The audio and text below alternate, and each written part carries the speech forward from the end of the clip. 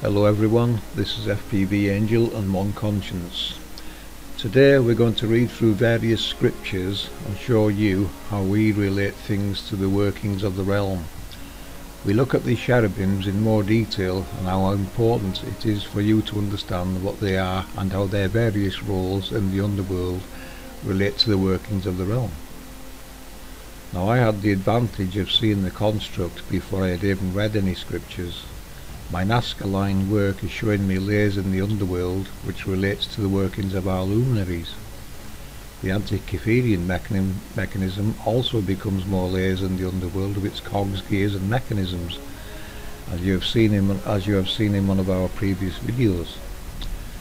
I have never read through scriptures before, but now that I do, I can see exactly what it is translating into. So what One Conscience is going to do here is read through various scriptures and pause in places for us to discuss and break down what they are telling us. We chose these parts in scripture as we feel they are the most important ones that will help you see how the construct operates and how the technology plays a very big part in this. So the microphone over to you, One. Thank you. So the very first script that always catches everybody's mind is, in the beginning God created the heavens and the earth.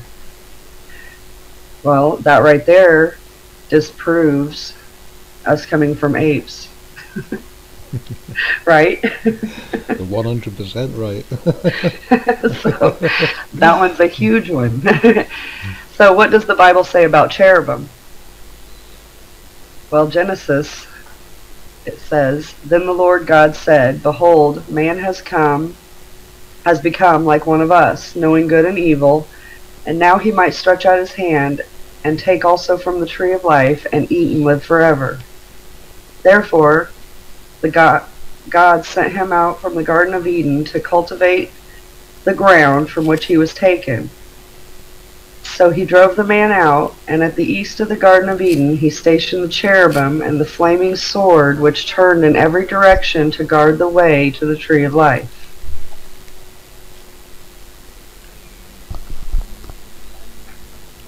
Right, so what we're going to do there is we're going to pause there, people, and discuss what that's just been telling us. Now, when I listen to that, that tells me this is over at the East Gate, and this is the scene that you're going to come across, probably in relation to the preparation of a sunrise. Now, the cherubim, it's something that's there on guard, or it's there for a purpose. It's been created for a purpose, and it will always be there doing this role. Over to you, on for what you can take out of that. Yeah, I think the same thing. The cherubim is energy. I mean, the flaming sword is energy, I would say. It's not going to let us get there, and if we did get there, I mean, we probably wouldn't make it back. The sun is very hot, and it's on launch mode from there, so yeah. I would say, in relation to what the Mains believed as well, you know, that the underworld to them was a test, probably of the manhood. They had these rooms that they had to go in, and there was dangers in there they had to conquer to get past it and prove themselves, I guess, is what they were trying to do. Or perhaps this is how they wandered around in the underworld, trying to make their own sense of what they were looking at. But when you look at the Main's beliefs, you start to see a lot more to it than just a few rooms with cogs and gears and dangerous things moving around. So it tells you that cultures of old have also experienced what the Bible and the other scriptures are telling you. It tells you that a lot of the world knew of the workings of the realm. They knew it existed, and they knew some of the workings, and they tried to map it seems. So we can take that from that first verse as well. Yeah. Over to you, One. So we'll move to Ezekiel, and these are in no order, just so everyone knows. So Ezekiel, "As I looked, behold, a stormy wind came out of the north, and a great cloud with brightness around it, and fire flashing forth continuously, And in the midst of the fire, as it were gleaming metal. And from the midst of it came the likeness of our four creatures. And this was their appearance.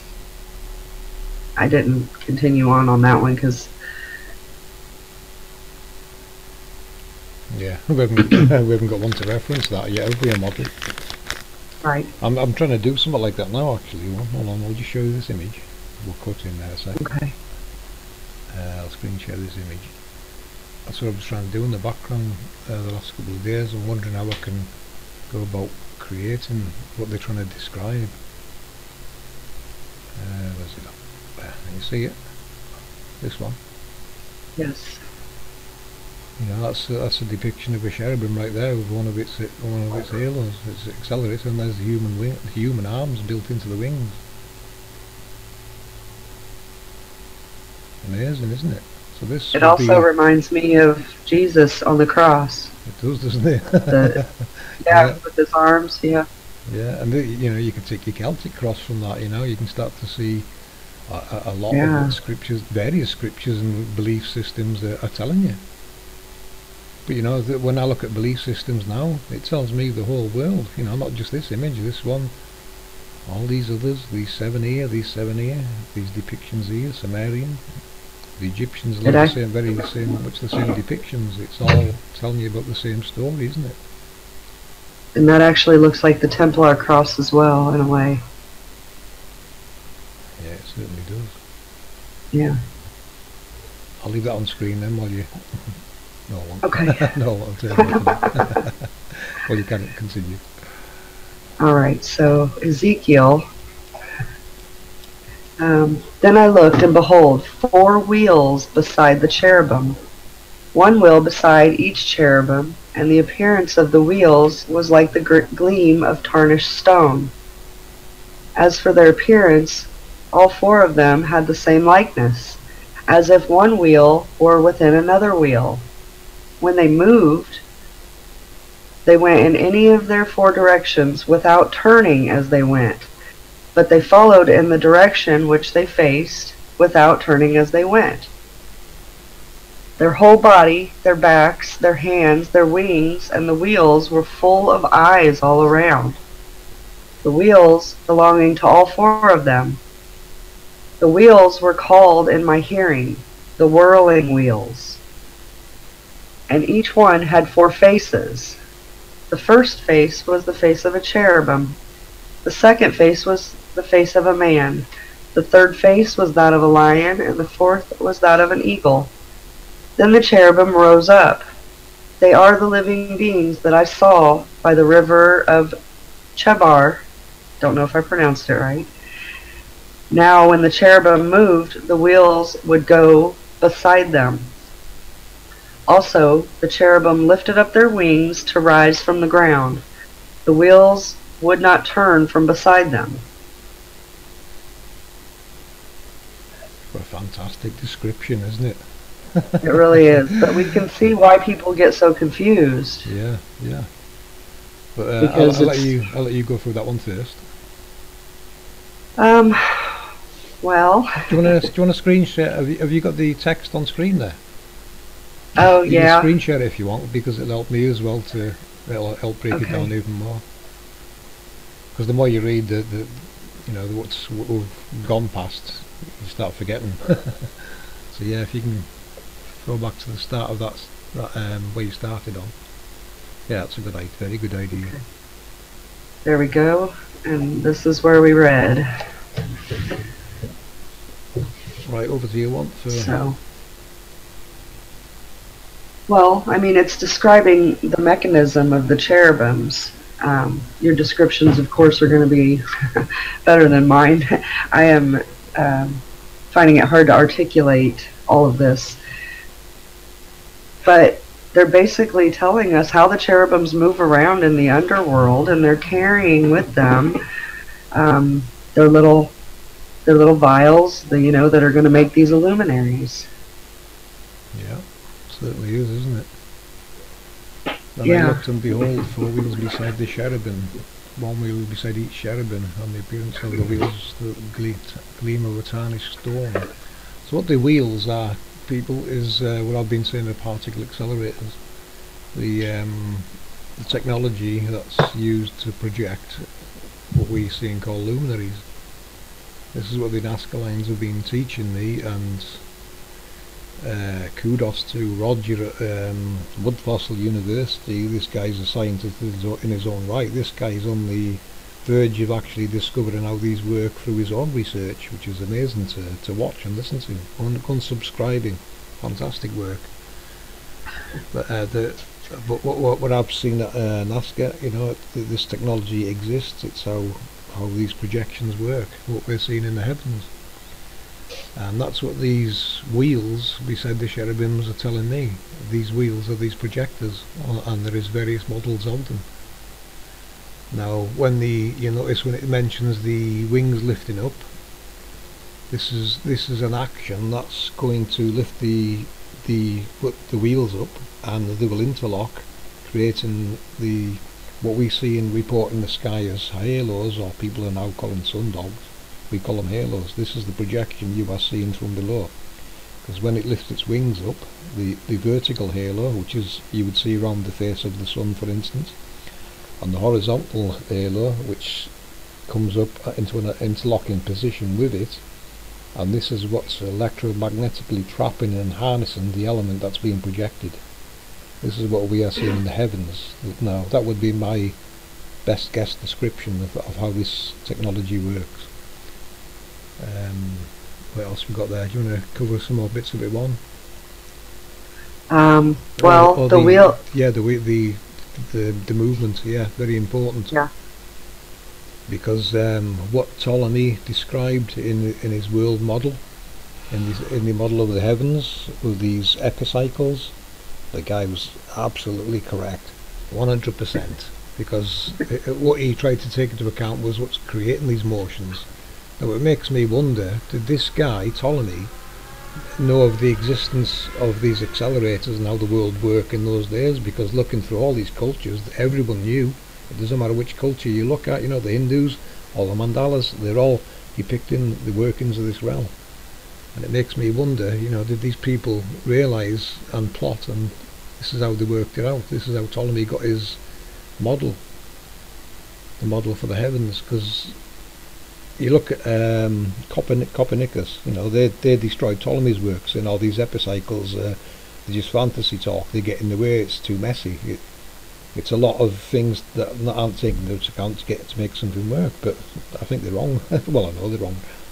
Because what he's describing as epicycles are these projections in the sky we're calling halos. So, you know, you've got to look at epicycles. Epicycles, there's stationary halos up there, and there's moving ones up there. Now the sun and the other 6 major luminaries that are being projected, these have got these kind of motions. They are moving around in the underworld, and as described here, they will go in the direction it's facing, and they will not alter unless the vehicle, i.e. the cherubim, changes its direction. Then the luminary in the sky reacts accordingly and will go in that new direction. So it tells you the cherubims in the underworld are moving around across trackwork, mechanisms, triggers, you name it, various pieces of technology from what I can see, and triggering different things to happen in the heavens, you know, direction changes. And this is happening with all the luminaries, all the major ones. Yeah. Is that enough for that bit? I mean, other than that, it's just on a time system. It clearly says they don't turn; they go in the direction that they're facing, right? So I mean, it's a timed system. They have their paths, and that's all they can follow. Yeah, whatever that season they're in, you know, it's going to change across the seasons. These paths are obviously changing across the seasons, and that's why we're seeing, you know, the sun will go north or it'll go south, etc., etc. It's related to how what's going on down below. As above, so below. What you're seeing in the sky is happening down below. That's exactly what it's relating to.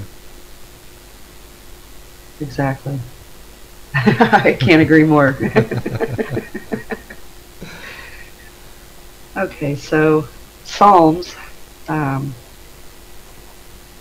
just liked it. The Lord reigns, let the people tremble. He sits enthroned upon the cherubim. Let the earth quake. I just thought that one was kind of cool sounding. Where's that one at? I can't see it. It's Psalm 99:1. Oh yeah, the Lord reigns, let the people tremble. He sits enthroned upon the cherubim. Let the earth quake. Yeah. Yeah. Let the people tremble. Yeah, it's a good. Lord reigns, let the peoples tremble. He sits enthroned upon the cherubim. Let the earth quake. Yeah, it's going to quake when this technology starts, people. You go into one conscience's work then, you know, she's been tracking them. This is technology switching off and on. These are earthquakes and quakes. Samuel, he rode on a cherubim and flew. He was seen on the wings of the wind. He rode on a cherubim and flew. Now, if you go back to one of our older videos where we showed Mauro Biglino, he's a translator for the Vatican, and his translation told him, in his own words, the cherubims are robots, the angels are robots. This is in the man's own words. You can go and watch his video, and that ties in perfectly with what we're trying to present to you people. We're looking at technology, guys. You know, these are machines, and I'm not sure if they're AI. There's, you know, it's a production line down there by the sound of it, and lots of works going on. Now, yes, in some scripture, someone rode on the back of a cherubim.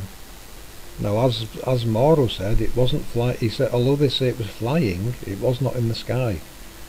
Very important. This, he wasn't flying in the sky. He was going across the ground on a vehicle, because in Mauro's own words, he rode on it like on the back of a horse. So he was travelling along a metal vehicle on the back of it.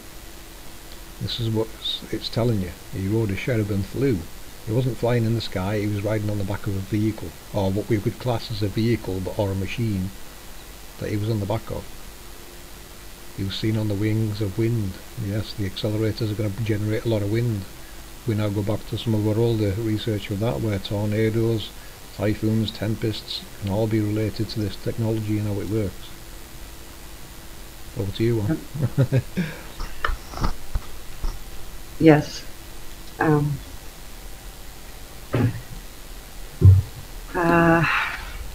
When Moses went into the tent of a meeting to speak with the Lord, he heard the voice speaking to him from above the mercy seat that was on the ark of the testimony, from between the two cherubims, and it spoke to him. So, to understand that, it says somewhere, and I can't recall where, that to understand the angels, you have to understand their language. Well, to me, their language is vibrations and tones. It's sound. It's frequencies. Another thing I can see in there is the tent of meeting to speak with the Lord. He heard the voice speaking to him from above the mercy seat. Now the mercy seat can now relate to the Ark of the Covenant, or the Ark of the Testimony it mentions here, which is going to be coming up in one of our next presentations. So I'll keep that little bit for the next presentation, because I'm going to elaborate on that a bit more and how they work. Okay. It's in Numbers 7:89.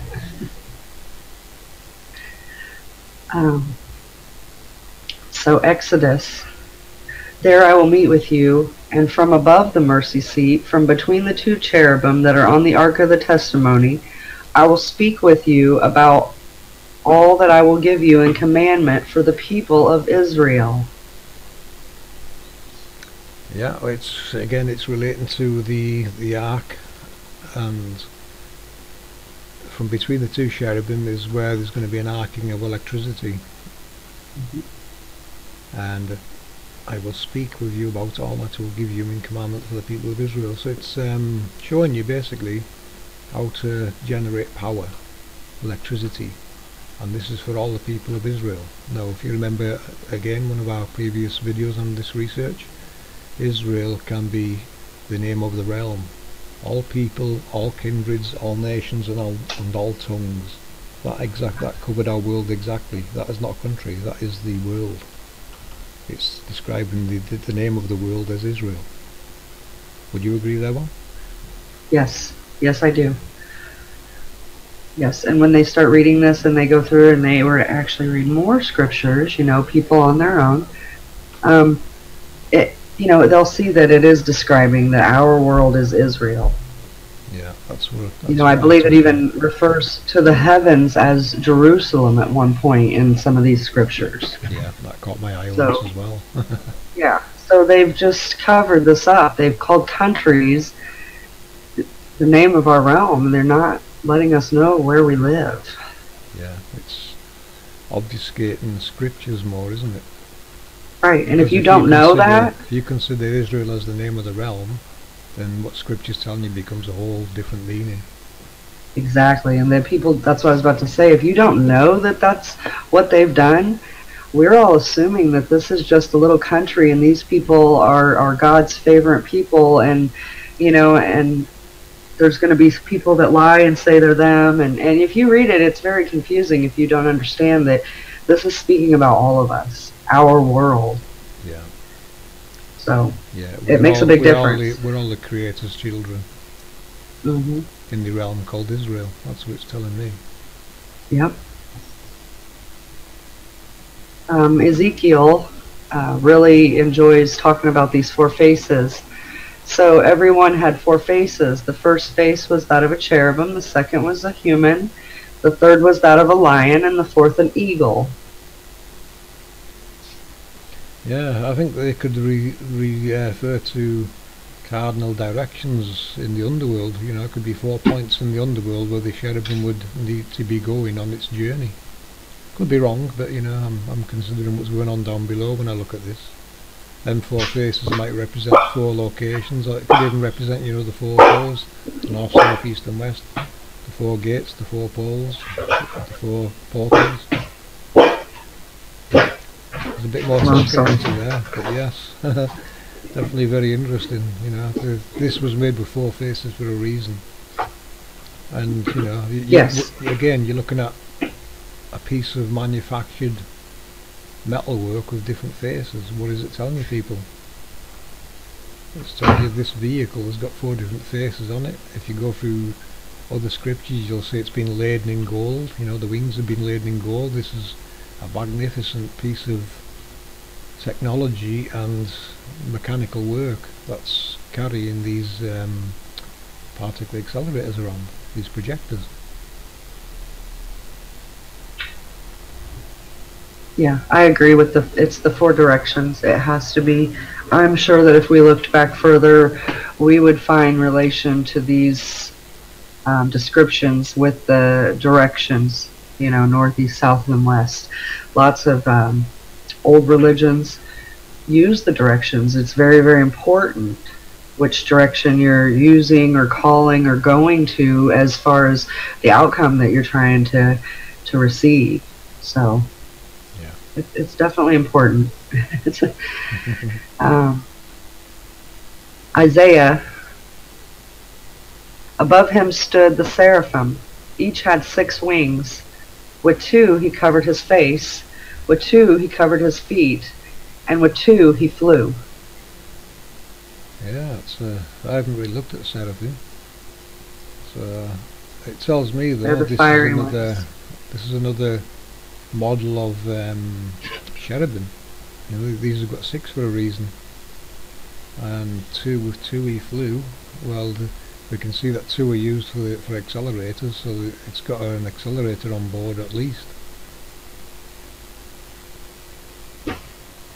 Yeah, and I mean the seraphim are the fiery ones. They're called fiery serpents. Yeah, I wish they'd described them a bit more. You know, what was lying around about them kind of descriptions. Yeah. When I first read them, I really took them as to do with the lava. And it still could, but I'm not real sure anymore. So they don't give a very good description of them. No, they call them the fiery ones, the fiery serpents. But you never know, you know, you might find a depiction of one somewhere in some sacred geometry and it'll be a bit more revealing. You know, hopefully these images exist in in geometry or hieroglyphs, geoglyphs, you know, they could be out there still. Just need to be found and decode what its purpose or role is.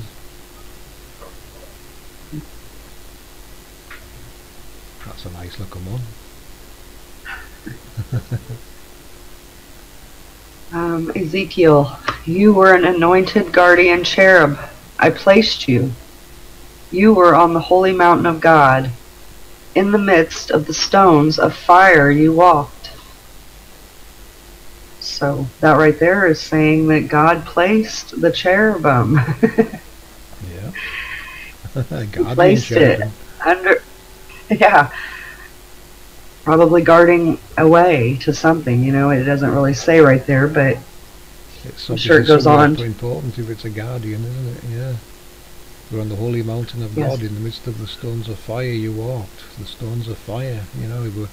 We're now looking at volcanic type material here, or possibly another subject we'll be going through in the next presentation. So I'll leave that bit for now. Here's a bit more about the seraphim. Isaiah. In the year that King Uzziah died, I saw the Lord sitting upon the throne, high and lifted up, and the train of his robes filled the temple. Above him stood the seraphim. Each had 6 wings. 2 covered the face, 2 covered the feet, and 2 he flew. And one called to another and said, Holy, holy, holy is the Lord of hosts. The whole earth is full of his glory. And the foundations of the thresholds shook at the voice of him who called. And the house was filled with smoke. And I said, Woe is me, for I am lost, for I am a man of unclean lips, and I dwell in the midst of people of unclean lips. For my eyes have seen the King, the Lord of hosts. Well, an amazing description. Yeah. You've got a driver problem there. Yeah. Sitting on the throne, high and lifted up, from the train of his robe filled the temple. With him stood the seraphim. Back to the six wings type. One again, so we could his face. Well, what they call him the Lord of Hosts, you know which is the Lord of the hosts in the heavens. It's got to be the Son, hasn't it? It's got to be the Lord of Hosts, surely the Son. It's the most prominent thing that we see. Definitely. It could be the moon. So, whichever one you would consider the Lord of Hosts, that needs a little more research on my behalf, looking at what they call the Lord of Hosts. Oh, it is full of his glory. Yeah, I would say that's probably the sun. The glory of the sun shining upon the world. The foundations for the threshold shook at the voice of him who called, and the house was filled with smoke. This smoke, I think it's, go back to how they start in the east again, when the accelerator starts up. I've seen a few descriptions where this room is filled with cloud.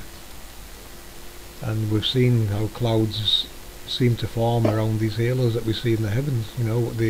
What people are calling sundogs. We'll go back to them again, the halos. They've got that cloud-like colour, and I think it does seem to draw cloud or vapour, water vapour in, and possibly even produce cloud from it. I think that's how it works with the clouds. Clouds may be directly related to the halos.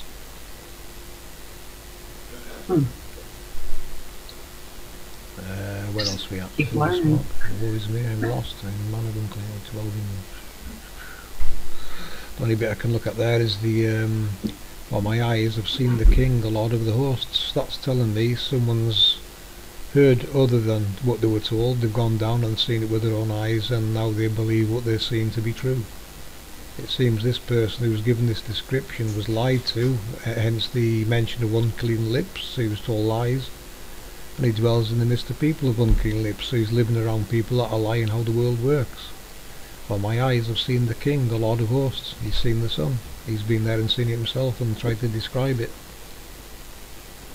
So he knows there's people telling lies about what's going on in the underworld. That's what I'm looking at there.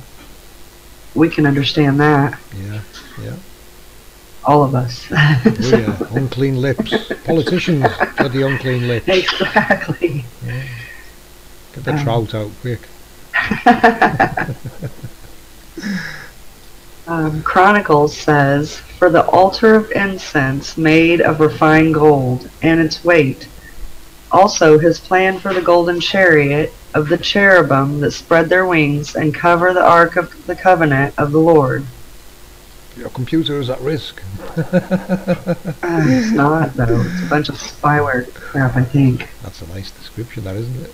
The altar of incense made of Yes. refined gold. Ooh, so there's a bit of gold refining going on there. Again, we can go back to the accelerators and how they can produce materials from elements.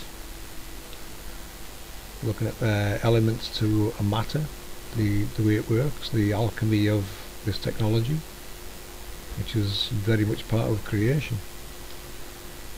Yes. All these mountains of gold, silver, copper that are mentioned in scriptures, various scriptures, this is what it's referring to, this is where it's coming from, this technology produces it. The plan for the golden chariot of the cherubim that spread their wings and covered the ark of the covenant of the Lord. So yeah, pure gold, and they're going to make this golden chariot of the cherubim. Amazing. Isn't that amazing reading?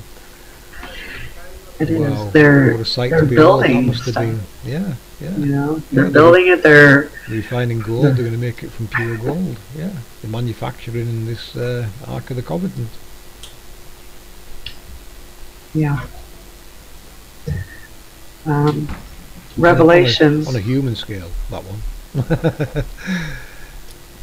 Right. Human Yeah. scale and creator size scale we're looking at here. There's a very big difference in size scale going on. And this really could have been more like giant size, actually, not us size. Oh yeah, yeah. Well, you know, the human then- size productions would be like the Ark of the Covenant, ones that they could carry around, mobile, which, you know, I'm going Right. to cover in the next presentation a bit more. That's a Yes. mobile version of something, Alright. portable, mobile. So we'll save that a little bit. We won't get too much into that. We'll save that one, but Yeah. it'll get revealed. Revelations, and before the throne there was, as it were, a sea of glass like crystal, and around the throne, on each side of the throne, were the four living creatures, full of eyes in front and behind. The first living creature was the lion, the second was an ox, the third living creature was a man, and the fourth was an eagle in flight.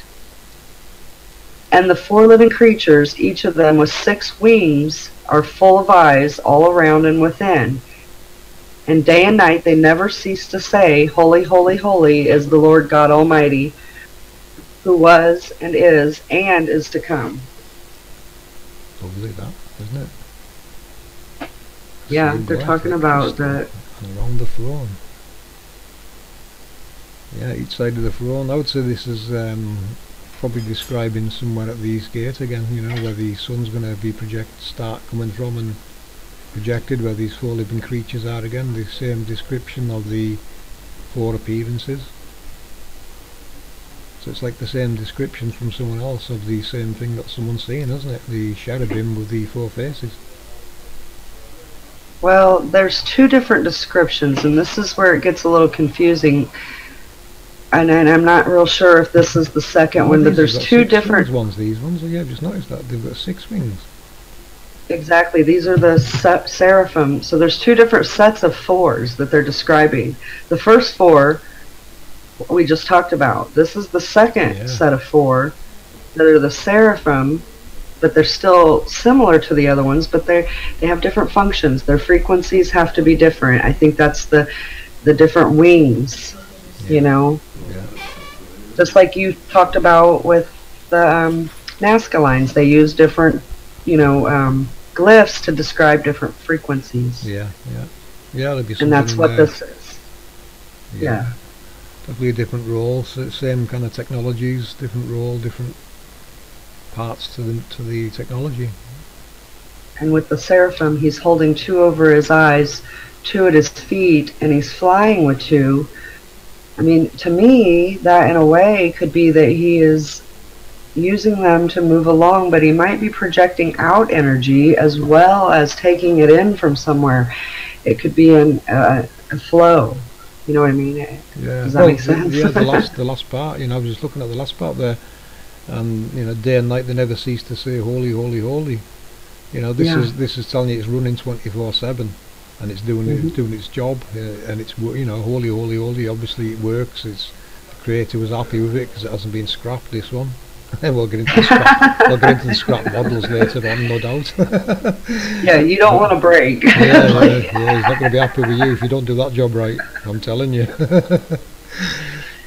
Yep. So that one's functioning perfectly.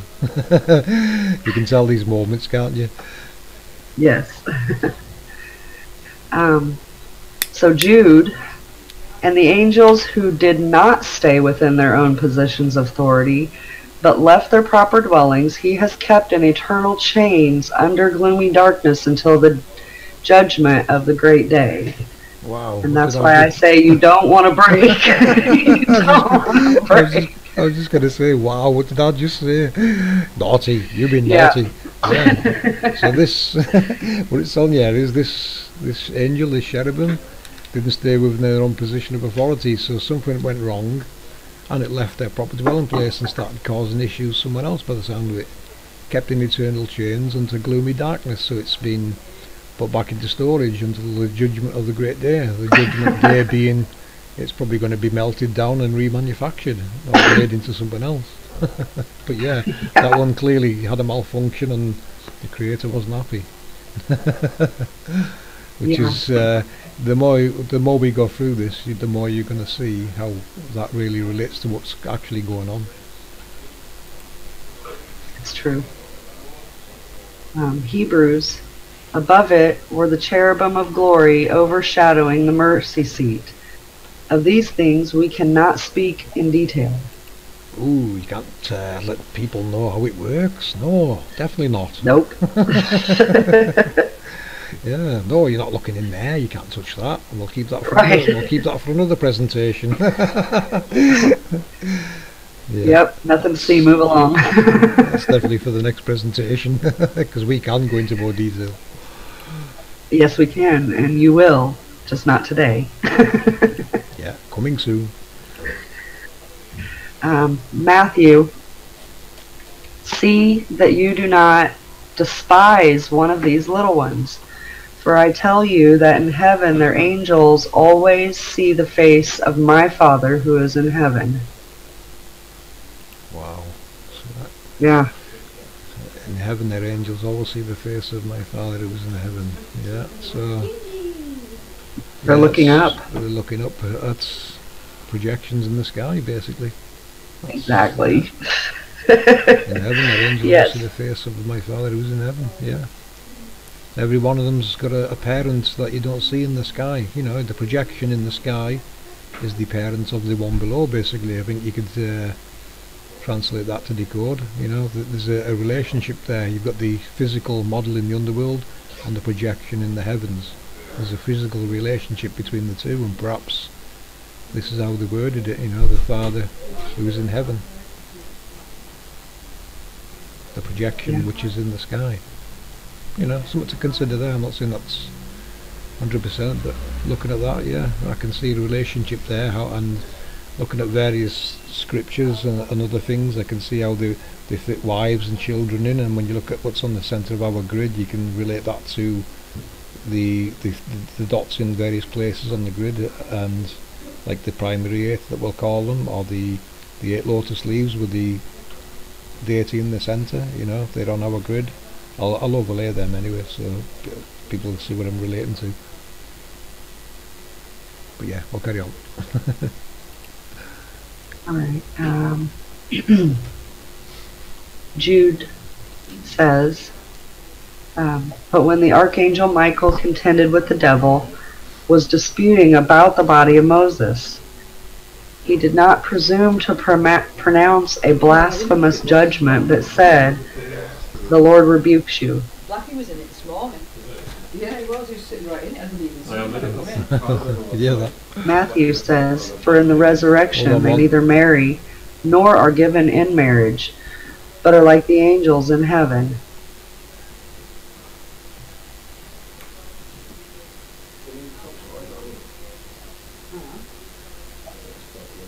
Yeah, the Jude 19 one, I'm not getting that very well. I'll have to go back to that. But the Archangel Michael, I'm pretty much sure now they relate to one of the primary eight. Well, there's only 4 archangels, and they are the chief angels. Yeah, they must be ones that haven't got the line connected to them, and various ones of them. Which must be like chiefs over the other 3. Well, it could be the 4 directions as well. Maybe the directions, the 4 angels guarding the directions are the chief over, because it's like, nope, you can't come this way, get back. Get back. It's like a little goalie. A blasphemous judgment mentioned there. So that means something went wrong, doesn't it? Yeah, or they were trying to keep it from going wrong, but if you go wrong, you're tied down. You're not coming back. Yeah, that's like saying, no, you can't do that. Yeah, I look at the angels like they're trying to keep it all contained. You know what I mean? And if it goes out of whack, then they are the they are the controllers, as Mauro Biglini puts it. Controllers, the ones managing the place, basically. If they're not working right, someone's not going to be happy again. Watch yourselves. Yeah. Exactly. Yep, they're supervising the whole system, these archangels. That's why they're the chiefs, I think.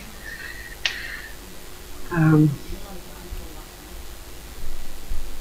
then Matthew says, "For in the resurrection they neither marry nor are given in marriage, but they are like the angels in heaven." Not real sure about that one either. Well, they're machines, so they can't get married, really. That's what tells me. For the resurrection, they're going to get, every Lumini gets resurrected at some point. Well, and this rejected, is true. and Yeah. they won't marry because they're not humans. They haven't got that kind of relationship going on. Nor can they be given in marriage, but are like angels in heaven. They've got a purpose, and the purpose is looking after this world and making it run right, and they're not going to, they don't come into the human factor of marriages and relationships. They've got their own functioning relationship that they have to adhere to.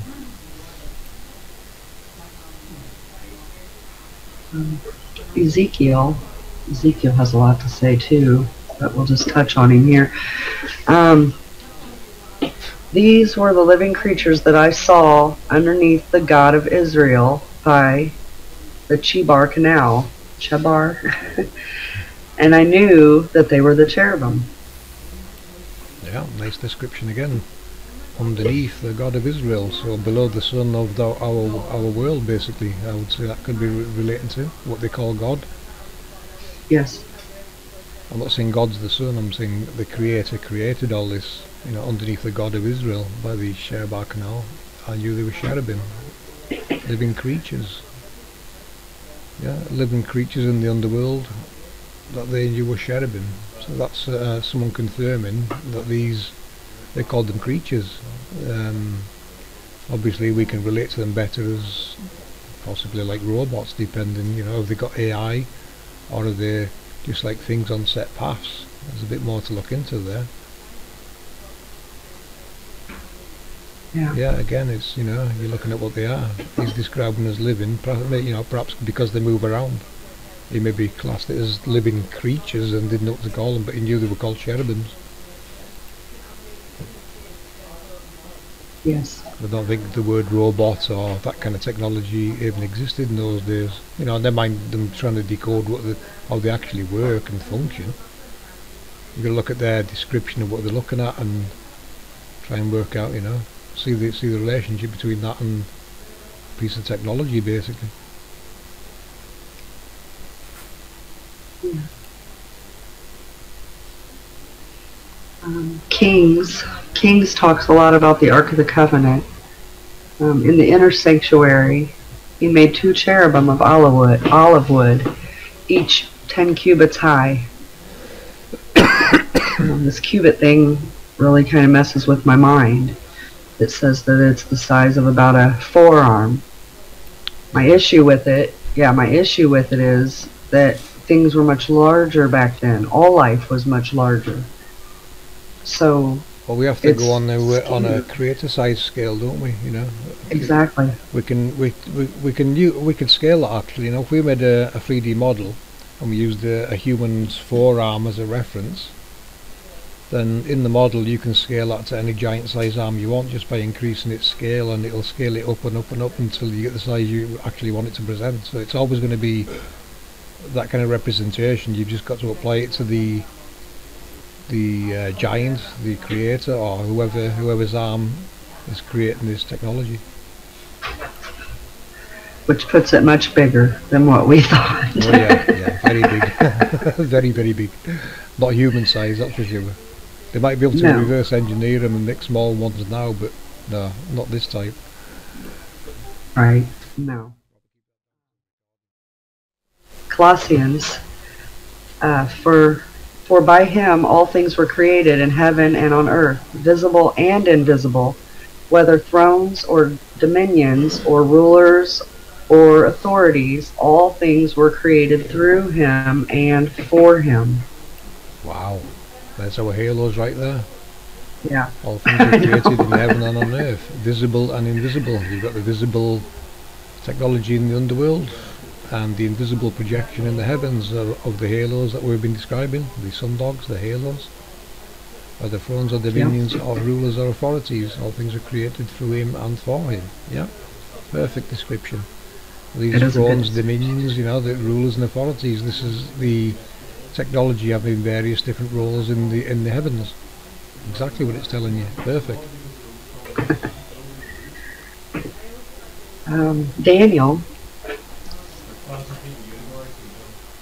Daniel says a lot.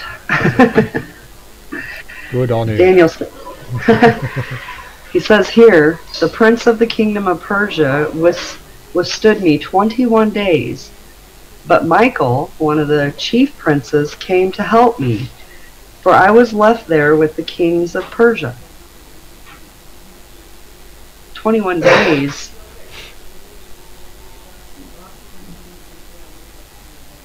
Yeah, it's a strange one. Prince of the Kingdom of Persia, 21 days. Michael, one of the chief. Well, that's telling me Michael, one of the chief princes, which is going to be one of the technologies, came to help me, for I was left there with the kings of Persia. So it seems like a timed event. It stopped in a location for 21 days, and then this other piece of technology kicked in and helped it on its way. I don't know if that's something gone wrong, or is this something that actually happens in the heavenly calendar of kinds? You know, there's something going on there that I can't fully understand yet. I can't either, and maybe Jimbo eventually could answer this question. 21 days, I don't know why, and I don't have any information that tells me this is true, but for some reason I keep thinking about the moon. Like, I'm not real it's sure. definitely relating to a luminary, but which one? Yeah, there's 21 days, something happens somewhere, it seems, doesn't it? And then something starts up and helps along its way. Yeah. That's something that people that understand the astronomy, you know, that's one for them really. Is there something up there that seems to stand still for 3 weeks, 21 days, and then it's suddenly moved somewhere else? That might actually answer one of our planetary motions, that. It might. Because Jupiter seems to be taking its time in places, doesn't it? Yes, it does. Yes, and Saturn too. Yeah, this is and Neptune and Uranus. Is something that moves slowly, isn't it? It seems. It's very small increments. You know, there could be small increments, and it appears to stop. I don't know. Or it could be that it broke. You know, whatever it is, you know, Kingdom of Persia, it probably refers to the Middle East, or Persia could be a part of the sky. You know, it could be one of the constellations even that it's mentioned in here. A bit more to think about there, isn't it? Yeah, because what we think things are called may not be what they were referring to at all. Look at Israel. Yeah, I think the constellations one, you know, that could be something that stays in a certain constellation called Persia at the time. You know, that name could change depending on the culture. Well, what about the constellation Perseus? Isn't there exactly, one Andromeda and Perseus? Yeah. So that could be relating to a luminary that's in Perseus or Andromeda for 21 days. So whatever it is, it seems to take 21 days to cross this kingdom. So that's got to be a luminary crossing part of the heavens, and it's in a certain location. You know, that could be one part of the zodiac even. It could be in say it could be in say Scorpio for 21 days, or you know, pick one of the zodiacs. Yeah, anyone. Luminary in a location for 3 weeks, and then it's moved on to somewhere else. It seems. Yeah, it's interesting, that. It is very interesting. And the only thing I can really say is Ezekiel, poor guy, he was traumatized by these things because he talks about them over and over and over. As for the likeness of the faces, each had a human face. The 4 had the face of a lion on the right side. The 4 had the face of an ox on the left side. And the 4 had the face of an eagle. So this is something a little different, because the last ones we talked about, each one had a face. These have all 4 faces on 4 sides. Yeah, that could be another model, wouldn't it? It is, and it's like one's got all the 4 faces. Yeah, it needs to probably turn and take different directions to project what it's projecting. You know, whereas the other ones are simply facing one way and moving along. Or it's a better description of the same thing. It could be. It could be. You know, the way the first one was described, I thought, well, it seems that each one of them's got 4 faces. However, what I did read further in is that there are different sets of these things, because it actually goes into how some of them only have 1 face and some of them have 4 faces. It says that. I can't remember where, because the stuff has really got my mind turning and confused at times, but I think I have a decent understanding because of what it's describing and what we're doing.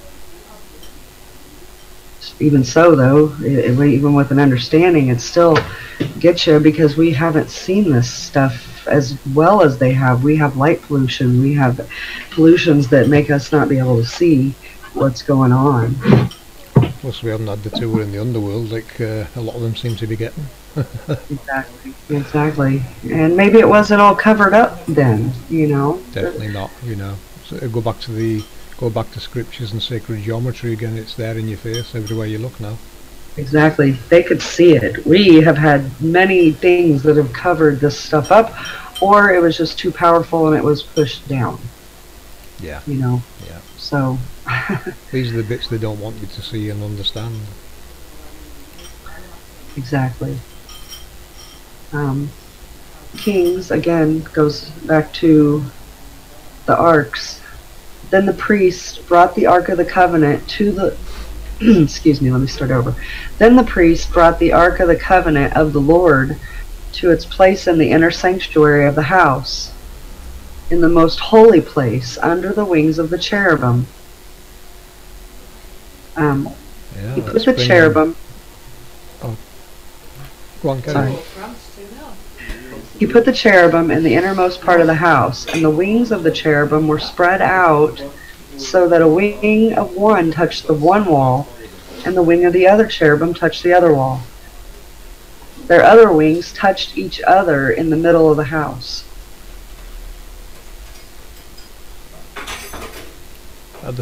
Going to the first one, the priest brought the Ark of the Covenant to the Lord in the place of the inner sanctuary of the house, in the most holy place underneath the wings of the cherubim. So it tells me they were taking a piece of technology to the underneath the wings of the cherubim. What they're going to put in there, what they described in that scripture as hot coals, I'm going to be covering more in the next presentation, so I'll leave that one at that. Yep. And the second part, yeah, so the big wings spread out. And that's so they can conduct. Their wings have to touch the walls as well as each other. Wings, don't they? They do like to mention these wings spreading out and being laden in gold. They're very important, the wings in all this scripture. You know, they're not just mentioning them because they're wings. They've got a role to play. Exactly. They're conducting this stuff. I mean, they have to be there. They have to touch so that it can pass on. Right? Otherwise, the energy will shoot out into. It's part of the build, yeah. And obviously, you know, the wings obviously move up and down. You know, they can. It seems to elevate as they describe it. It lifts. The wings lift up, and like I said earlier, things start interconnecting, switching on, and start to work.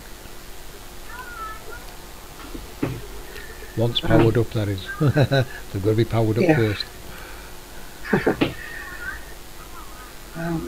Hebrews, do not neglect to show hospitality to strangers, for thereby some have entertained angels unaware. Yeah, that could just mean, you know, random people, that. And, you know, I think what it might mean is you might actually meet some nice people.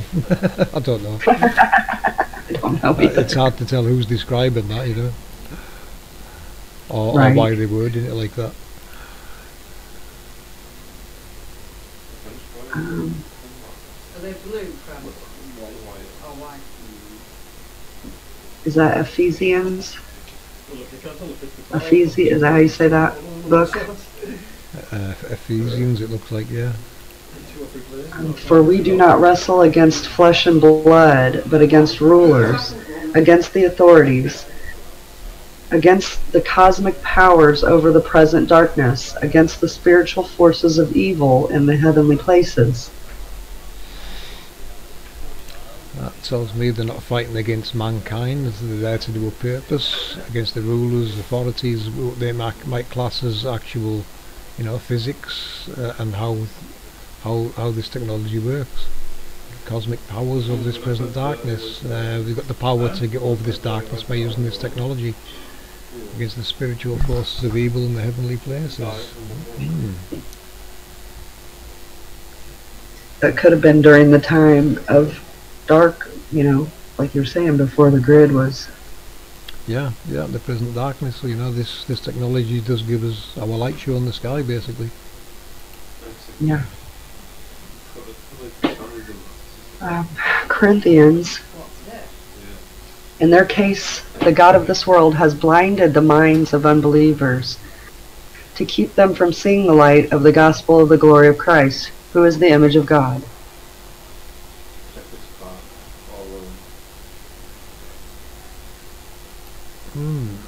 Unbelievers. So yeah, it tells you there. There's people telling lies about how it works. Yeah.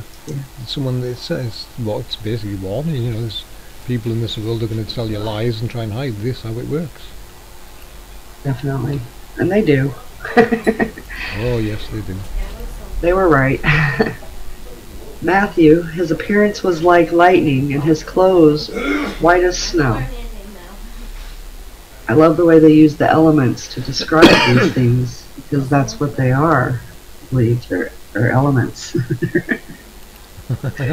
Their energy. Well, when you look at it, yeah, it looks like you see the flash of lightning, and the white, that would look like white as snow, as opposed to your eyes. Yeah. Big white Yes, flash happening. Yes, and if it was projecting something, it would be like lightning coming, you know. Or he was trying to describe perhaps the cherubims above the mercy seat, you know, where the electricity will arc across, and he's seen it and seen the appearance like lightning, and it looked white as snow. Well, you know, was he looking at the Ark of the Covenant when he's in what he's trying to describe here? Very possible.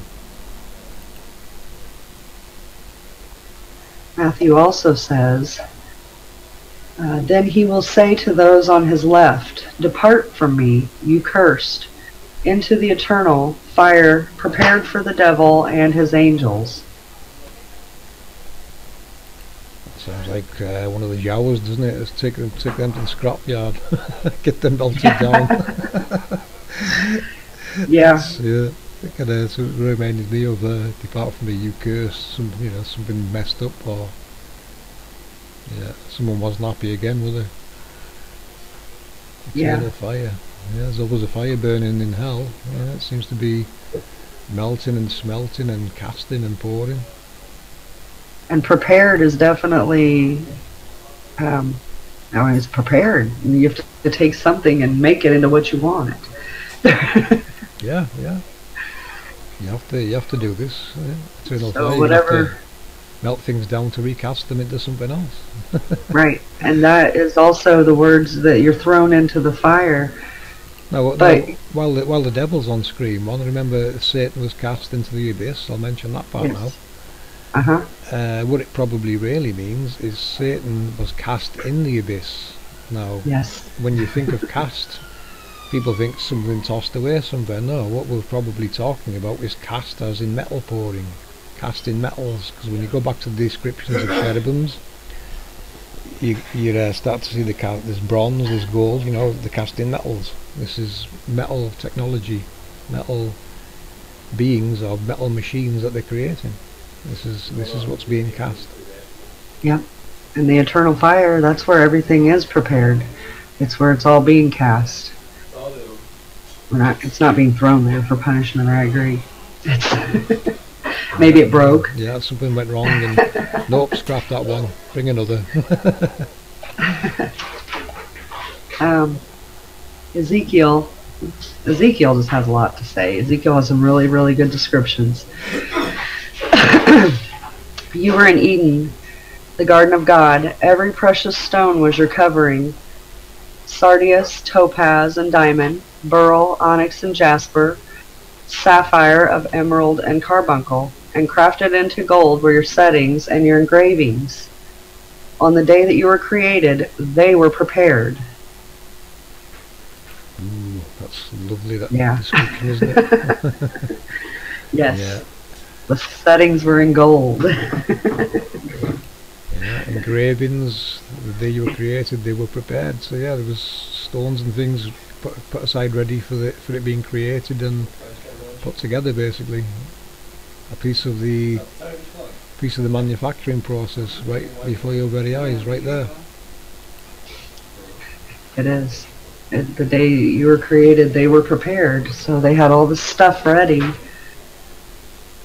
to be its covering. I mean, it's yeah. What else could it mean? Yeah, it's yeah. He took great care, and to do engravings, set stones inside them. Yeah, he's making them look really spectacular. Yeah, very pretty. Ezekiel again, and their whole body, their rims, and their spokes, their wings, and the wheels were full of eyes all around. The wheels that had the four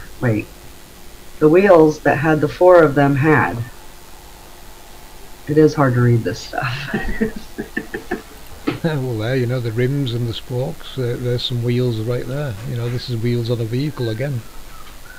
Wings, and the wheels were full of eyes all around the wheels. When you're looking at metalwork, especially gold, because we've seen this gold manufactured on the wings, it is going to reflect what's in the room around it. So this is maybe what is describing as eyes. You're going to see a lot of reflections of this highly polished, shiny metal, and that's what that's describing there. Yeah, I agree. Ezekiel, he said to the man clothed in linen, "Go in among the whirling wheels underneath the cherubim. Fill your hands with burning coals from between the cherubim and scatter them over the city." And he went in before my eyes. Whirling wheels underneath the cherubim. Now, what could be whirling? You're looking at an accelerator again, aren't you? Yes. And the burning coals. That's things will get hot. Stuff being manufactured by this process. This process does harvest elements. So we could be looking at fill your hands with some of these gathered elements that are just appearing from nowhere. The alchemy of the machine. Burning coal can run a lot of machines. Might not only be producing it, but it could be actually being used to help keep these things going, perhaps. Yeah. It could be related to the technology that actually powers them. Yeah. People will hear more of that in the next one. Yes. Ezekiel, their wings touched one another. Each one of them went straight forward without turning as they went. Yeah, it went straight forward without turning as they went. That sounds like it's setting off on one of its paths, doesn't it? You know, Yes. going to go from the east to the west. It's setting out on its path, and this person Ezekiel witnessed it. So he clearly seen a cherubim setting off and going somewhere, and it didn't turn as he watched it. Right. It was a straight path. Psalms again, it may be a repeat. He rode on the cherubim and flew. He came swiftly on the wings of the wind. Nice description. Yeah, that's someone riding on the back of a cherubim, and it looks like they're flying, but you know, they're on some kind of a vehicle or going above. They're not touching the ground with their feet. In other words, they're on something, as described, something with wheels and spokes that moves and turns sometimes and not others. So someone rode on the back of it, on the wings of the wind. Well, the wings would be the angel's wings, the cherubim's wings, and the accelerators are generating the wind. The wings of the wind. Yeah, very nice wording. So the last two that I have here are kings again. He overlaid the cherubim with gold, and it also says the other cherubim also measured 10 cubits. Both cherubim had the same measure and the same form. Yeah, ask yourself, people, what is the overlaying with gold? A cherubim, yeah. That cherubim will have overlaid with gold, so it'll have an eternal, lasting use for this particular role. This particular cherubim's performing. You know, you want them to last, you're gonna have to coat them in gold. That's what that's telling me. Yeah. Now we're going to shift. We're going to shift over to Enoch. So, now again, this is not in any particular order. I went through and I picked out things that I thought were very interesting as far as describing some of the things that we are doing. But I encourage everyone to read it. Oh yeah. Or listen to it, but reading it, you know, for me, when I read the text, I can contemplate it more. Does that make sense? You can relate to it now, can't you? Exactly. That's exactly what it comes down to, relating all this to something you can visually, see, basically, you know. Now we're looking at the model and concept we're playing with, we can see what it's telling us. Definitely. And it's beautiful. It's just amazing. Yeah. You know? And I was never a scripture. I'm not going to say I wasn't spiritual, because I'm a very spiritual person, but I was never into Bibles or scriptures or anything like that either. So this was quite a shock to me. I mean, when I read it, you know my reaction. I was like, oh my God, literally. It just slaps you in the face, doesn't it? This is what it's talking about. Now you can see the construct. It does. Yeah, that's exactly that to me. I thought, wow, this makes perfect sense now. Yeah, it does. So Enoch,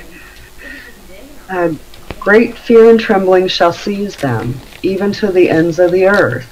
The lofty mountains shall be troubled, and the exalted hills depressed, melting like a honeycomb in the flame. The earth shall be immerged, and all things which are in it will perish, while judgment shall come upon all, even all of the righteous.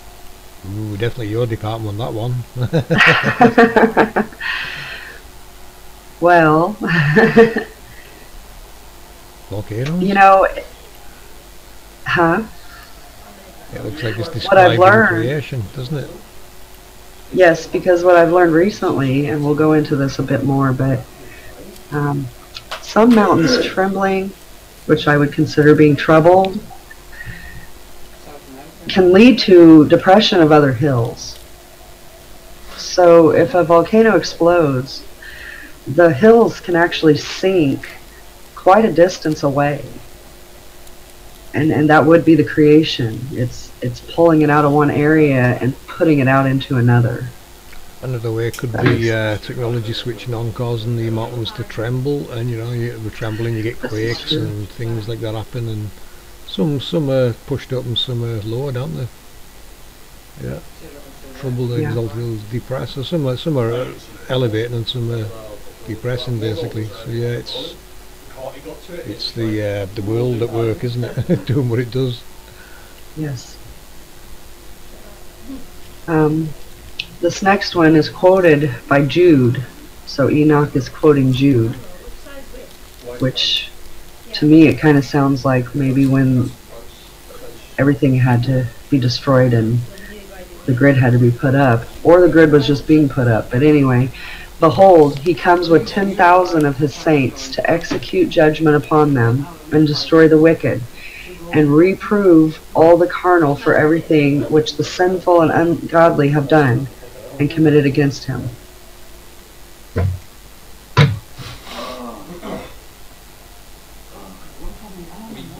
10,000 of his saints, you know, you got to think of a saint with his halo. Again, we're talking halos, and again, we're talking a cherubim projecting one. So, yeah, it tells me there's thousands and thousands, which makes sense. You know, the 144,000 described in Scripture, I think, probably possibly relates to these. Yeah.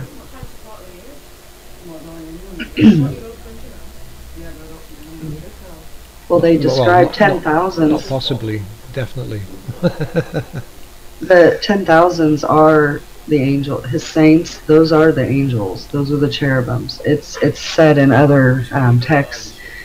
That's exactly what it is. He's bringing his angels, which are the halos, which are the cherubim. And as we showed in the work one, you know, we had the 12,000 in each sign of the zodiac, creating the 144,000. Yes. Yeah. So then, they know that the heavenly luminaries cannot change their paths, that each rise and set regularly, every one at its proper period, without transgressing the commandments which they have received. They behold the earth and understand what is there transacted from the beginning to the end of it. They see that every work of God is invariable in the period of its appearance. They behold the summer and winter, perceiving that the whole earth is full of water, and that the cloud and dew and the rain refresh it, except 14 trees which are not deciduous, which wait from the old to the appearance of the new leaf for 2 or 3 winters. Nice, isn't it? Yes. Change not their paths. Very predictable. Yeah. They're programmed. Sets regularly at its proper period without changing the commands they've been received. Exactly. When you do a computer program, don't you enter your commands to make it work the way you want it to work? And it should never change unless something goes wrong, and then someone's not happy and it's down to the scrapyard again. In eternal darkness, even. Yeah, chained to a wall forever. You don't screw up. You don't break. You don't want to be doing that. And that's what the archangels are saying. Hey, don't break. Don't do that. Yeah. You will regret it. You'll be melted. You don't want to go to the bad place, the abyss. It's dark in there.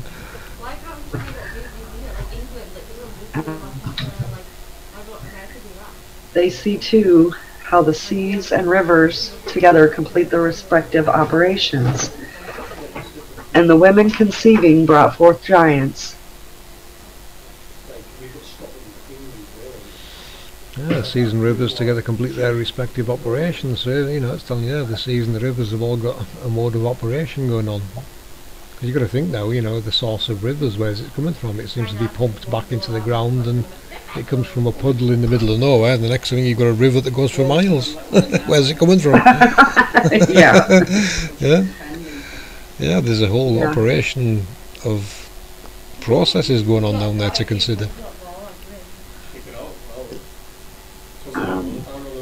Next it goes a bit into the individuals. So Azael taught men to make swords, knives, shields. They'll be against Brazil. Their next match is against Brazil. Yeah.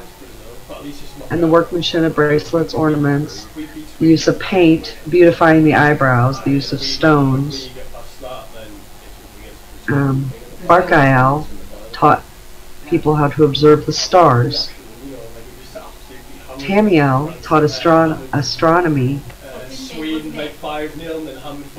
And Azaradel taught the motion of the moon. Again the Lord said to Raphael, bind Azael hand and foot, cast him in the darkness, and opening in the desert which is in Dudiel, cast him there. Oh, look at that. It tells me Azazel's malfunctioned. He's been cast down into the into the pit with the others up in the desert, which is in Dudiel. Cast him in there. Yeah, it looks like he's going to get recast. Or yep. Yeah, something's gone wrong there, hasn't it? Yeah, he messed up. So malfunction of some kind went on there. Thrown upon him, hurled and pointed stones, covering him with darkness. There shall he remain forever, cover his face so that he may not see the light. And in the great day of judgment, and in the great day of judgment, let him be cast in the fire. Oh, what a description again, you know, he's been put into storage, hasn't he, in a dark room. Yeah, in a dark room until they need to recast him and make another one. Yeah, till the next one breaks. Spare parts room, isn't it, clearly? Pretty much. Bind them for 70 generations underneath the earth, even to the day of judgment and the consummation, until the judgment, the effect of which will last forever, be completed. Then shall they be taken away into the lowest depths of the fire in torments, and in confinement shall they be shut up forever. Wow. Yeah, that's what happens if you break. Yeah, into storage again. Wait a certain time or until that when is needed and get it, chuck it back in the fire and melt it down again, isn't it? Yeah. And shut up forever, basically. Yeah. Shut up. Bloody thing's too noisy. Shut it down.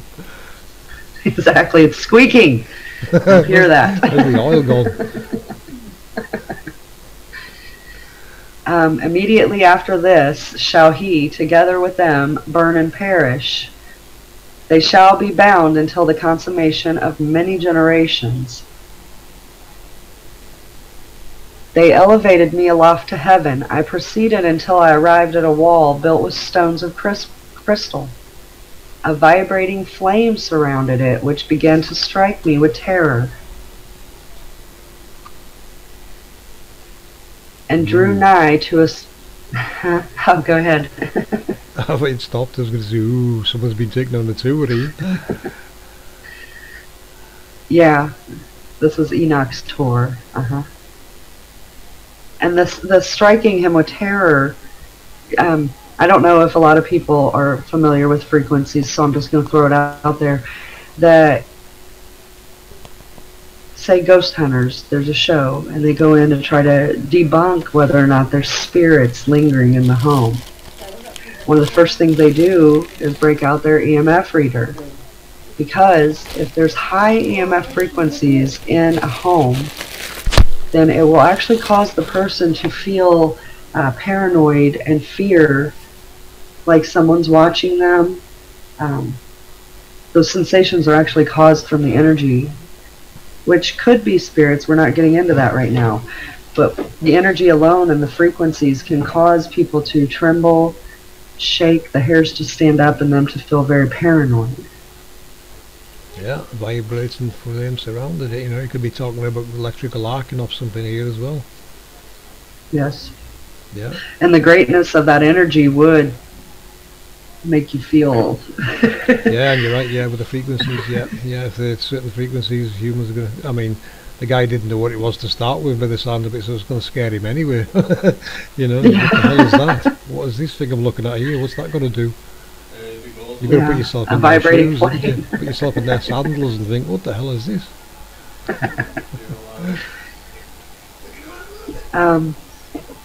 And drew nigh to a spacious habitation built also with stones of crystal. Its walls too, as well as the pavement, were formed with stones of crystals. And crystal likewise was the ground. Its roof had the appearance of agitated stars and flashes of lightning. And among them were the cherubim of fire in a stormy sky. A flame burned all around its walls, and its portal blazed with fire. When I entered into this dwelling, it was hot as fire and cold as ice. No trace of delight or life was there. Terror overwhelmed me, and a fearful shaking seized me. Nice description, isn't it? Yeah, Enoch has very good words. A very nice ornate place where a very important piece of technology basically is, and he's looking around it trying to describe what he's seeing. Yeah. Now the giants, who have been born of spirit and of flesh, shall be called upon the earth evil spirits, and on the earth shall be their habitation.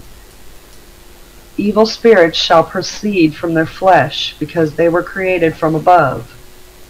From the holy watchers was their beginning and primary foundation. Evil spirits shall they be upon the earth, and the spirits of the wicked shall they be called. The habitation of the spirits of heaven shall be in heaven, but upon the earth shall be the habitation of terrestrial spirits, who are born on earth. The spirits of giants shall be like clouds, which shall oppress, corrupt, fall, contend, and bruise upon the earth. Well, you go first one. Well, some of the stuff, like I said, it still confuses me. However, yeah, you've got to now, our land. You've got to really, you know, find, is this someone describing an object, or is this someone describing how something works? There's a lot of ways you've got to look at what they're trying to tell you, haven't you? Yes. Well, our land has many, many giants in it. There was the war. Jimbo has a lot more information about this. He's studied a lot about these giants, but there was some kind of a war, definitely, and it might not have been a war like we think. You know, maybe these things decided to do their own thing and go against the programming, which we see where that gets you. So, as for the evil spirits, I mean, we know that, well, go back to the giants. We know they're our earth. They're in our earth. They're under our earth. They are our earth. We walk on them. Look at Mud Fossil. He supposedly has DNA that proves that there is DNA in our land, right? Yeah, 100%. Yeah, Roger's done a lot of legwork on giants and titans, and he's still finding them today, and he's still presenting them to people. Fantastic research and work. Got to commend Roger. You know, he's a man speaking from his heart. He really is. Yes, and he just shows us what he finds. Yeah, yeah, and that's all we're doing, people. You know, we're revealing what our research tells us and what Scripture's decoding to us and putting it out there for consideration, which is exactly what Roger and many others are doing. You've got to put it out there for consideration. As for the evil, I still truly lean towards that it's the vibration that these things are putting off. You know, some have a good uplifting vibration, and some have a lower vibration. When I think of evil, I definitely think of the lower vibration. Well, if you go against God or break, I mean, well, you'd have a pretty low vibration, right? If you break. Yeah. Oh yeah. Yeah. You know, but again, I'm just taking it how I. If you fail in the checksums, something's not right. That's what it tells you, doesn't it? Yeah. There's a checksum for everything, and if it's not functioning right, then there's a problem. Yeah. They shall cause lamentation. No food shall they eat, and they shall be thirsty. They shall be concealed, and shall not rise up against the Son of Man and against women. For they come forth during the days of slaughter and destruction.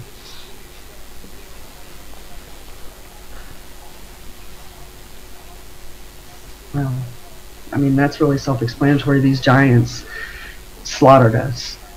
You know, some of them were cannibalistic. This could actually be relating to the angels again. They're not here to cause harm. They don't eat food. They shall be thirsty. They are concealed and shall not rise up against the sons of men. So they're not attacking us or women. Right, but they're coming forth during the days. Slaughter and destruction. Yeah, well, this could be the grid going up to protect us. It could be. Slaughter and destruction. Yeah, because that's what was probably going on. Yeah. When the giants were around, they were destroying everything. The grid goes up. Oh yeah, the grid goes up and it starts cutting them to pieces, basically. You cannot and walk protecting through us. You cannot walk through these halos. These are the origins of lightning. So it's going to zap you. You go anywhere, anything big goes near those, they're going to get zapped. And it doesn't matter what size they are. Yeah. And they won't rise up against us. You know, it makes me wonder, is this a part of the petrification process? Walking into one of those halos, perhaps, you know, would that cause instant petrification? Because when you think, when you look at Roger's work, you know, you look at these rocks, and it looks like the oxygen's actually bubbled out of the rocks, it's overheated. Well, surely that would suggest an electric shock. Your blood's basically boiling, and it's bubbling out of its veins and things. You know, it very much could describe how the petrification of these titans and giants happened. Yeah.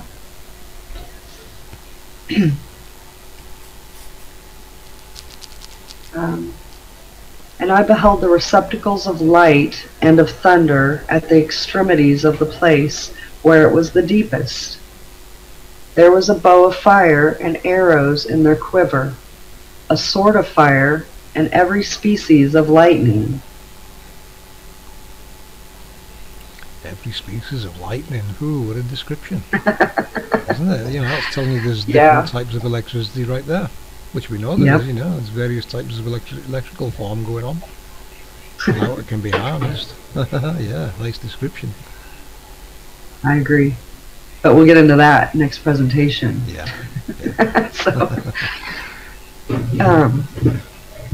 Then they elevated me to a babbling stream and to a fire in the west, which received all of the setting of the sun.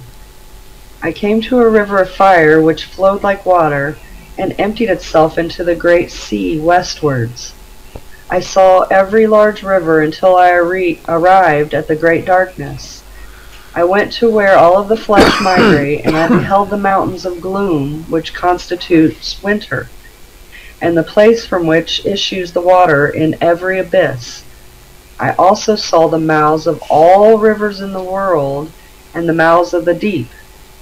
I then surveyed the receptacles of all the winds, perceiving that they are contributed to adorn the whole creation, and to preserve the foundation of the earth. Well, the first thoughts when it mentioned babbling stream made me think of politicians. So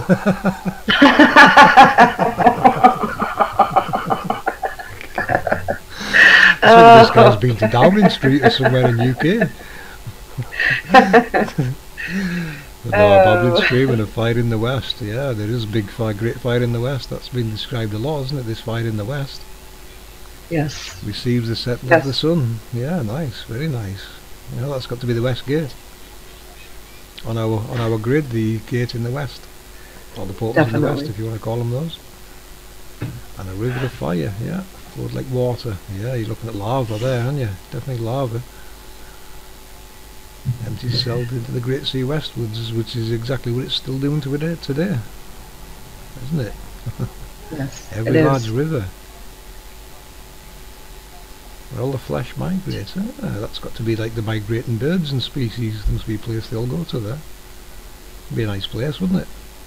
Oh, beautiful, I bet. The mouths of all the rivers of the world. Well, there you go. There's a nice source for all these rivers. Oh, you talked about the source of rivers before. Yeah. The receptacles of all the winds. Yeah, we know what's generating the winds. Yeah, and we'll get into that a bit more coming up. I believe I have it in here. Yeah. There's different winds as well. Alright, these next ones I think I'm going to read in a bunch. I surveyed the stone which supports the corners of the earth. I also beheld the four winds which bear up the earth and the firmament of heaven. And I beheld the winds occupying the exalted sky, arising in the midst of heaven and earth, and constituting the pillars of heaven. And I saw the winds which turn the sky, which cause the orb of the sun and all the stars to set. And over the earth I saw the winds which support the clouds. I saw the path of the angels. I perceived at the extremity of the earth the firmament of the heaven above, and then I passed towards the south. What an amazing description again. Stone supports the corners of the earth. Yes. Well, where Just we our at the pillars. Can you leave it lit up in blue so I can go through it slowly? Yes, sorry about that. Jumping ahead there, I'll see you. Right Yeah, here. let's break that down a bit. Let's break this down a bit further. Yep. Yeah, the Start on the supports first the one. corners of the earth. You know, it's telling you there's some structure in the corners of the realm somewhere. Well, and it's singular, so that was kind of grabbed me. I surveyed the stone which supports the corner of the earth. Or he's only been to one Or is corner it and suggests that the other corners are going to be the same. Yeah, or it's just one type of stone that was used. Yeah, the type of stone used, yeah, that would do it. The four winds which bear up the earth and the firmament of heaven. Four winds, they've been referenced in the north, south, east and west before. Yes. Which bear up the earth and bear up, that's a good word, you know, bear up, it's coming from below. Yeah. On the firmament of heaven. So it's telling you, this firmament, our research doesn't touch on the firmament yet, but it's telling you there's some kind of a structure, isn't it? Definitely. Our researcher can only go as high as the halos, we can't see what's beyond those, but this firmament just keeps popping up, doesn't it? So it's suggesting there's something more to see. Definitely. I beheld the winds occupying the exalted sky. Yeah, he's going to notice the winds in certain areas, plottable on maps. You can go to a map and there's certain tornadoes there 24/7, they never move. People get to question that surely, what the hell is causing that tornado to sit there and not move? Exactly. And there's probably still those kind of things, and we're not allowed to go there and see them. Yeah. I don't know that for sure, but I would imagine it's still there. Something's holding it all up. It's still running, so nothing's changed. It still works. Yeah. So, arising in the midst of heaven and earth, and constituting the pillars of heaven.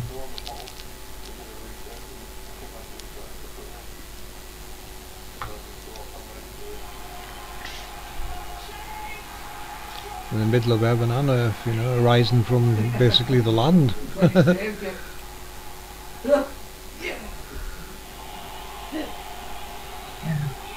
number 6 is interesting, isn't it? Yeah. Getting a bit noisy here for me now to talk. I saw the winds which turn the sky, which caused the orb of the sun and all the stars to set. And over the earth I saw the winds which supported the clouds. I mean, these are all very self-descriptive, honestly.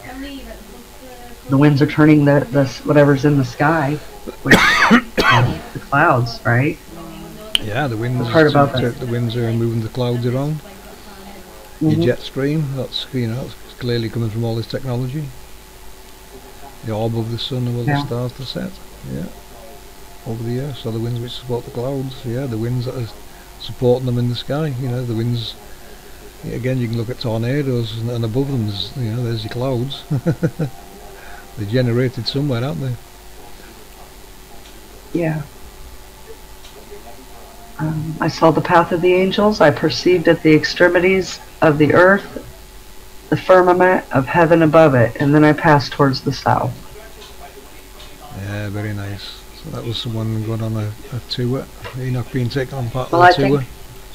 I think he may have been west at that point, right? Because he talked about how the sun sets in the west. So. Yeah, he was definitely in the west, and the extremity in the west he was taken to, where obviously there's a piece of the firmament above it, and then passed on towards the south. So yeah, he's got to the end of the western tour, and now looks like he's heading south. So let's go south. Yep, let's go. All right.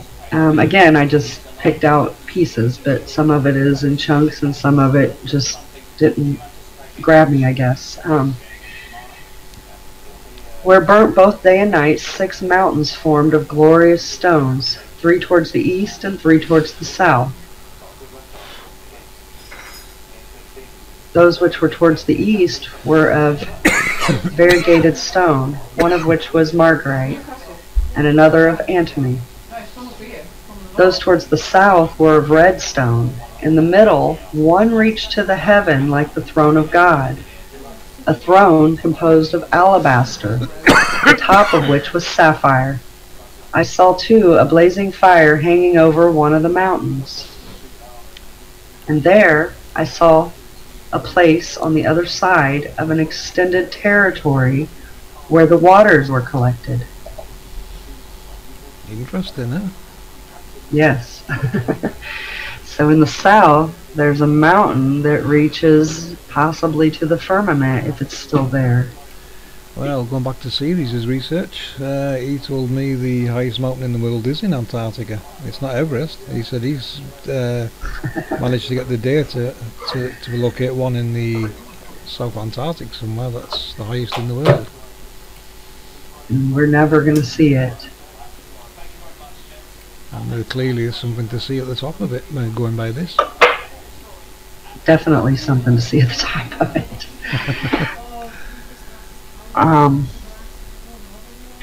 So then on the other side of it, there's extended territory where the waters are collected.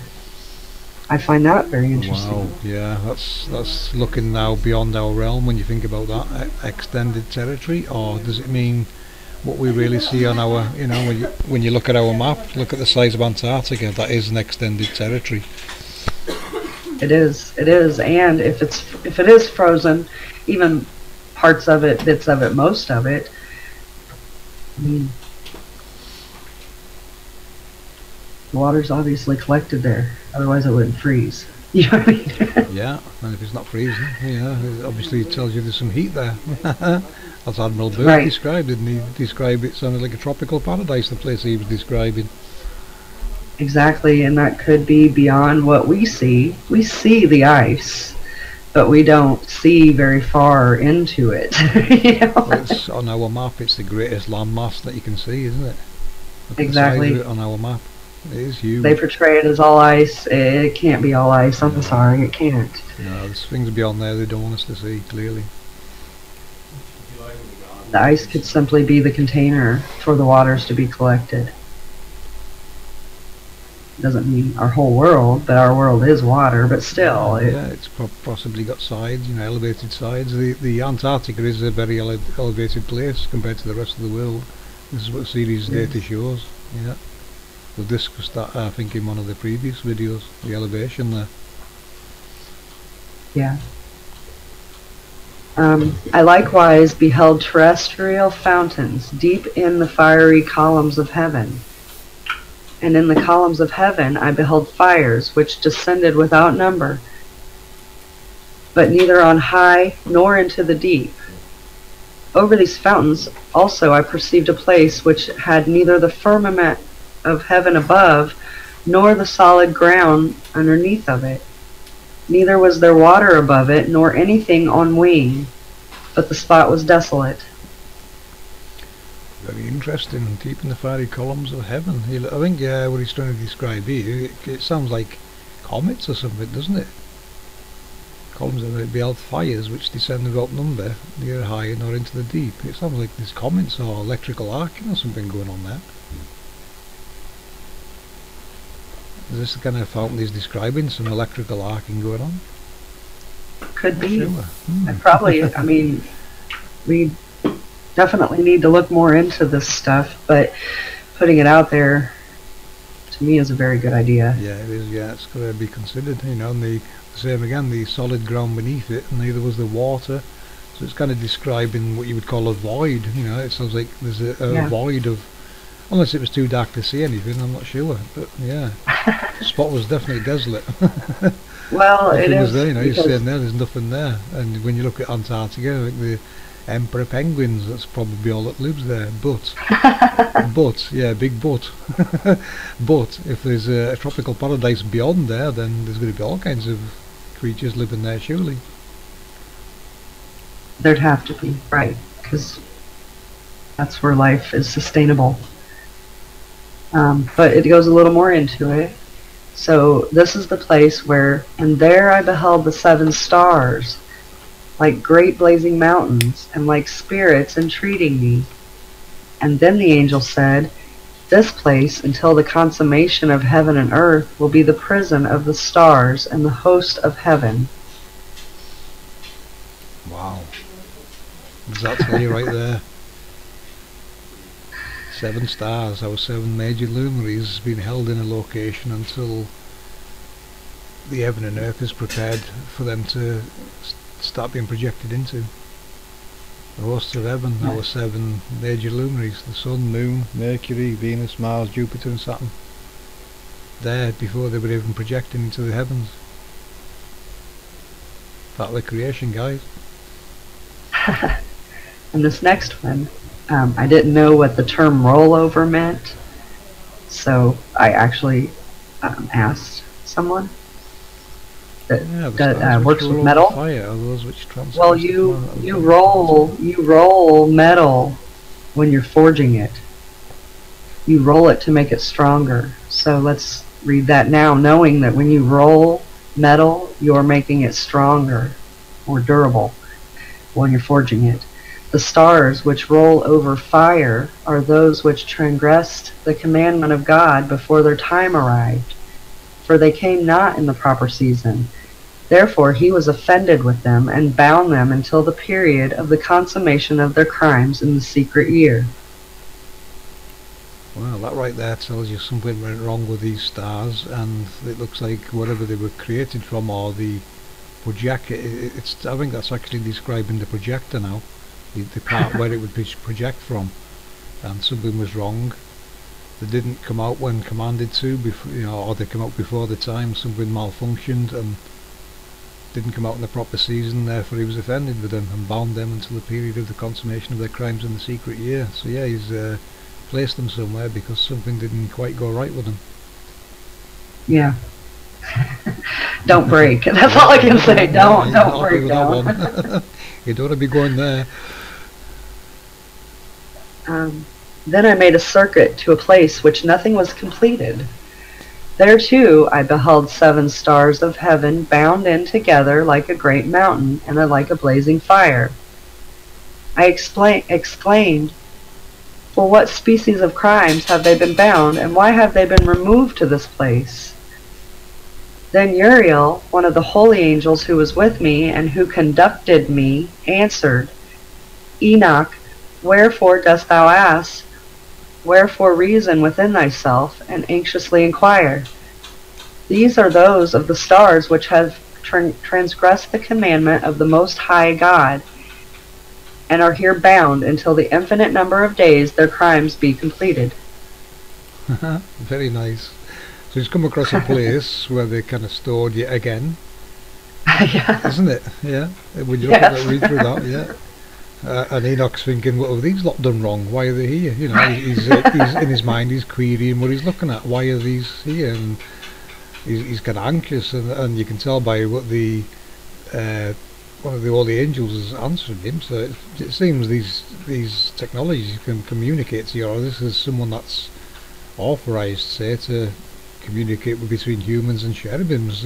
You know, You can ask yourself, who is this he's speaking to? Wherefore does thou ask? You know, this person or machine is querying Enoch's line of thought. Why does this trouble you, kind of thing? This is how it works. You know, this is how it works, mate. What's wrong with you? They're not required yet, so here they will stay until needed. Yeah. So it's a location in the underworld he was taken to, and these are stored there for a particular period of time, it seems. Yeah, and it says, I made the circuit to a place which nothing was completed. So it wasn't done. It wasn't completed. That's why they were waiting. Yeah, waiting for their moment. Yeah, their trigger, their cue to start and go and do what they do. Yeah. Like it says, with the infinite number of the days of their crimes to be completed. You know, it's just a countdown. You're looking at a countdown timer until they're supposed to do something again. Exactly. And the wordplay, crimes, you know, we know it to be something terrible nowadays, but the original meaning may not have been terrible. No, crimes could just be the things you've done, you know. Yeah. Your crimes are the things you do, the acts you... Yeah, I mean, you can look at Enoch's mind and he's just trying to query everything he's been shown, but it's beyond his comprehension, it seems, of exactly what it is he's been shown. What he's finding alarming and scary is quite a normal and natural process going on. It's just a human reaction to what they're looking at. You know, this technology and the scale of it drops men to the knees, and you can see why, because they cannot comprehend what they're looking at. Yeah, it would be hard to... It's hard to articulate this anyway. It really is, isn't it?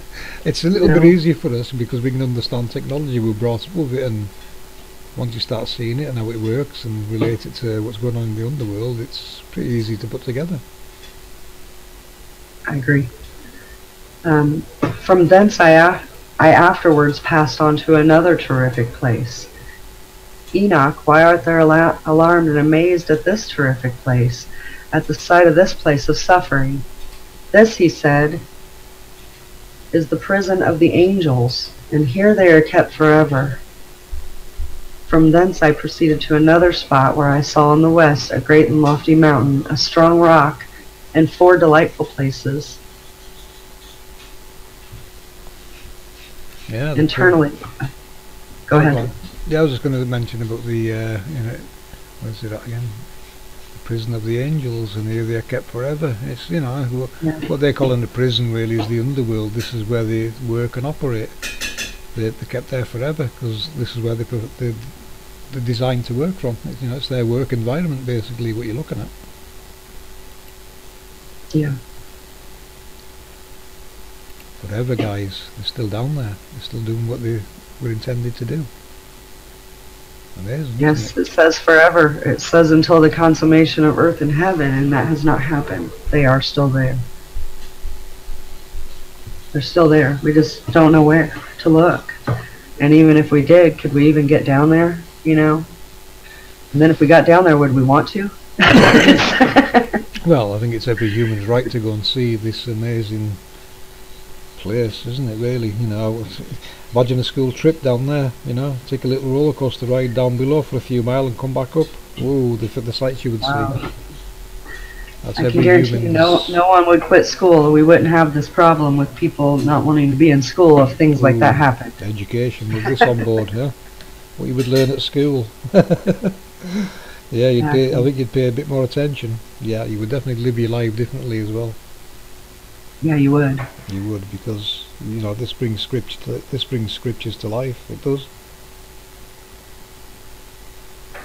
Yeah.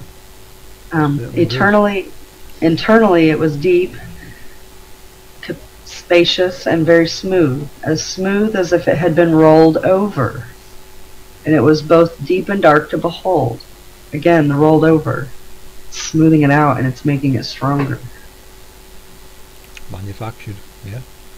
That's what you do when you forge very things. Large, spacious, and manufactured is what he's describing, isn't he? Yes. We'll finish it up because this is all I have for the rest of Enoch. Then Raphael, one of the holy angels who were with me, answered and said, "These are the delightful places where the spirits, the souls of the dead, will be collected. For them they were formed, and here will be collected all of the souls of the sons of men."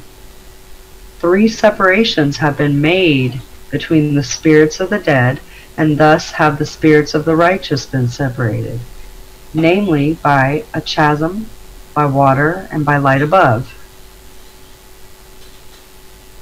Very interesting. It is very interesting. Delightful places for sure, and bet they're very delightful.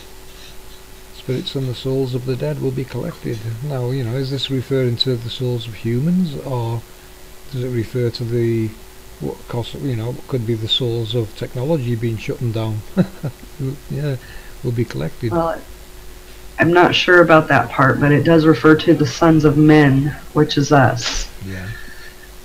So I don't know, but that's also just probably trying to tell us, like, okay, the technology's below, then we have the separation for the humans, and then we have the projections up in the sky, the light above. Yeah. But if you looked at it like chasm, I'm not sure what that word is. I'll have to look it up. But we do have earth, we have water, and we have light. Yeah, chasm's like an abyss, a deep, isn't it? A cavern kind of idea. It could be the deep and the abyss has been, discovered, I guess, so to speak. There's places that are very deep on Earth, full of water, but then when they go down so low, it's been described as there's another lake below the lake. Yeah. The waters are more dense, so they separate. But why are they more dense? And what's the souls of the dead as well will be collected. If now there's a creator, your soul. Will you be judged one day on what you've been doing in this world? These people behind hiding this really need to start thinking about this. It's true.